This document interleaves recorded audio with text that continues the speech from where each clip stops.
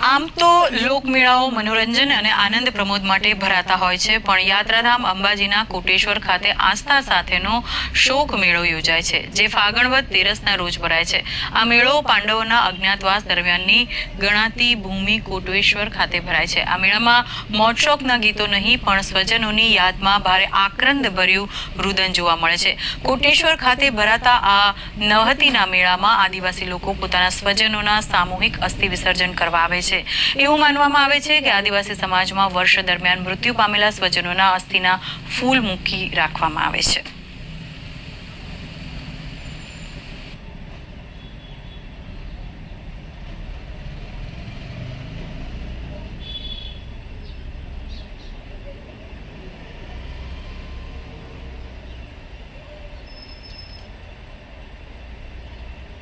એવું માન્યતા છે કે અહીંયા આવી અને જેમ આપણે અન્ય સમાજના લોકો ગંગામાં જઈ પોતાના સ્વજનોના અસ્થિ વિસર્જન કરતા હોય, તો આ લોકો પણ આ સમાજને એમના નાનું મોટું કોઈ ગુજરી ગયેલું હોય એમના અસ્થિ સાચવીને રાખે, અને આજના દિવસના નવહતી એટલે કે 9 દિવસ પછી એમના સારા દિવસો ચાલુ થાય એટલા માટે એ પોતાના સ્વજનોના અસ્થિ લઈ અને અહીંયા વિસર્જન સરસ્વતીમાં કરી, હવે જે બાકી રહી ગયા એ સોમવારના દિવસે એમના સ્વજનોના અસ્થિ વિસર્જન કરી શકે।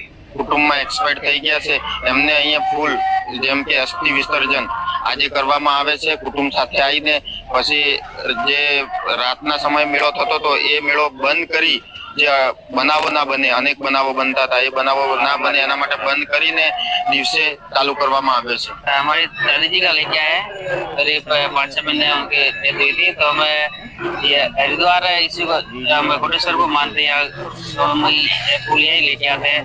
तो आज से हम मतलब गंगा इसी को मानते हैं और हमारे सभी परंपरा से हम करते आए हैं।